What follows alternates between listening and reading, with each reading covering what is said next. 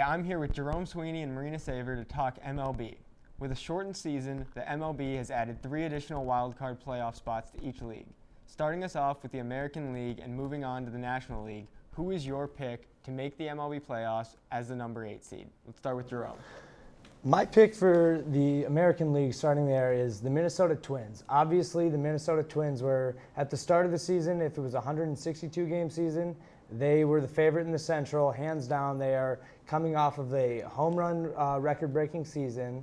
Their offense is pretty much identical to last year. Their team was similar to last year's playoff run team. Unfortunately for them, they haven't won a playoff game in 16 years.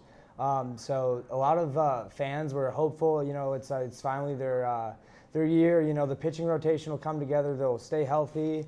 None of that's happened at all. Their batting average is nowhere close to what it was last year. Their power numbers are way down.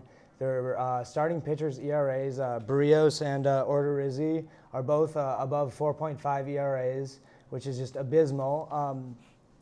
But the team has hope because of 3 major pieces. They have Nelson Cruz right now, who's right in the heat of the American League MVP race, who's an ageless wonder is what he is. I mean, I don't know how he's still putting up that power and that average at age 40.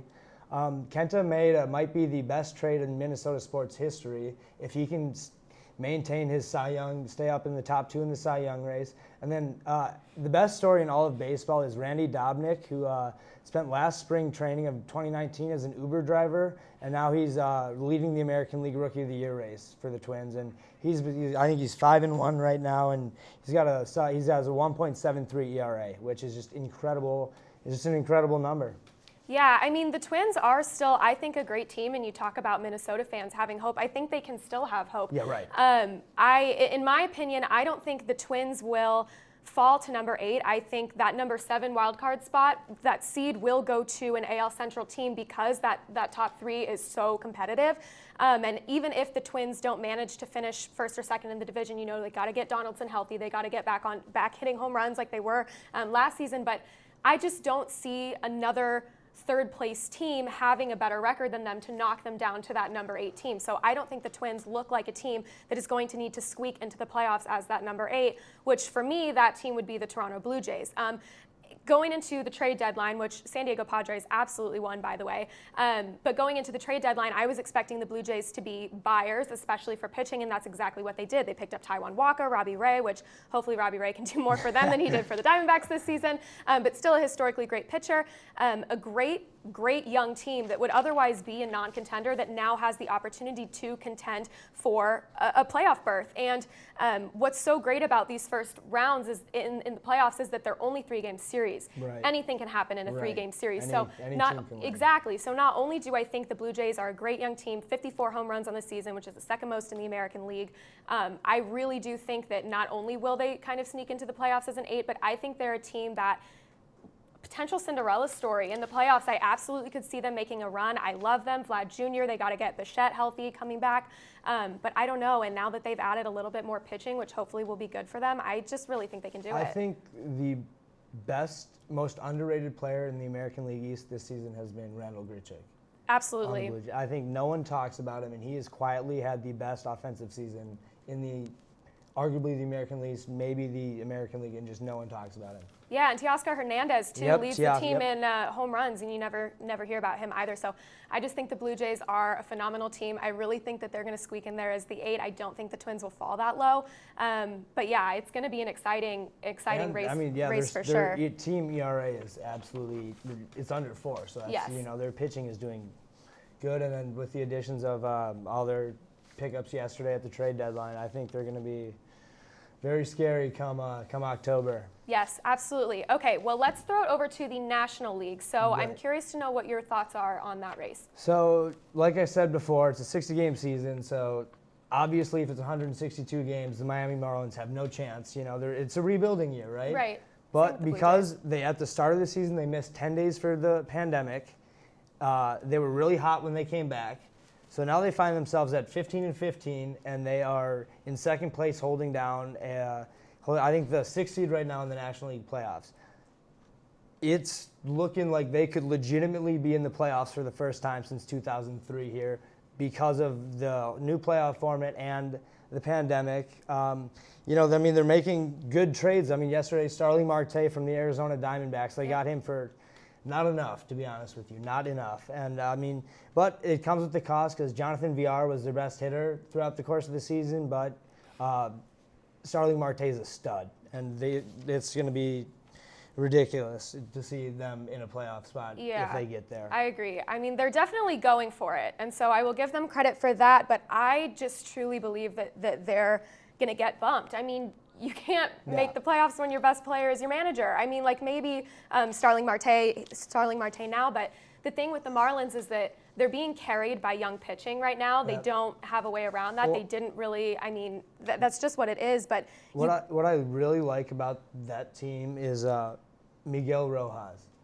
31 years old, came out of nowhere, and he's been the spark that they kind of, they needed on their team. He's hitting in his 15 games, he's hitting .344.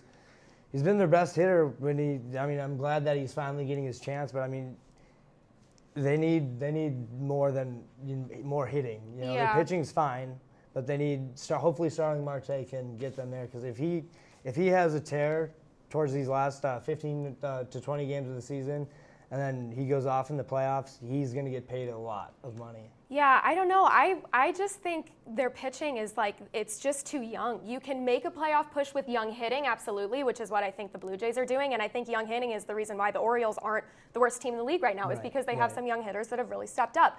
But I think the Marlins, their pitching is too young. You can't make a push with that. Their bullpen is not lights out. Offensively, they don't hit home runs, and the games that they do manage to win, they barely win. I just don't think they really have enough going for them, other than being the team with the most one-run seasons in the league right now. Right. So for me, I'm going to say that I think the Reds have the chance to make that 8th spot. And what the Reds have going for them, and I'll be very candid, both the Reds and the Marlins are dealing with a negative run differential right now. And the Marlins, like I just said, they barely win the games that they do, and that is proven by a negative run differential. But with the Reds, what they have that I think the Marlins don't is a genuinely good team of good players. They're built to get hot. They have the best 3-man rotation in the league with Bauer, Gray, and Castillo. I don't know. They have so many good players that just need to wake up. Eugenio Suarez last season had 50 home runs, hit over 300. And you don't talk about Suarez when you talk about home run giants. You don't. You talk Harper, you talk Stanton, you talk Judge. No, Alonso even. You just don't bring up Suarez. So I think that alone makes him one of the most underrated players, not only in the division, but in the whole National League, maybe the whole MLB as a whole. So if they can get him going, Moustakas is not what they paid for. Castellanos started hot, and he still leads the team in home runs, but he's cooled off a little bit. Votto can be a difference maker if they can get him going. Jesse Winker is playing out of his mind, so he just needs the rest of his team to join him. Again, we talked about their pitching.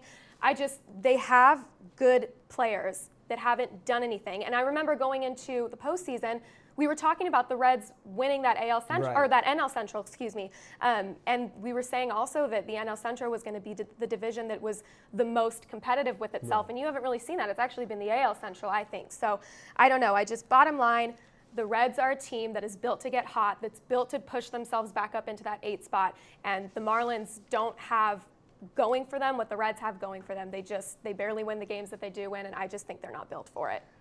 Do you think Trevor Bauer wins the NL Cy Young? I don't know. DeGrom he's always got to be up there. You always have to look with DeGrom. Last night he didn't pitch super well, but I think he's always in that race. And I think still at the midpoint of the season, it's a little bit too early to tell. I definitely think he's up in that race for contention, though.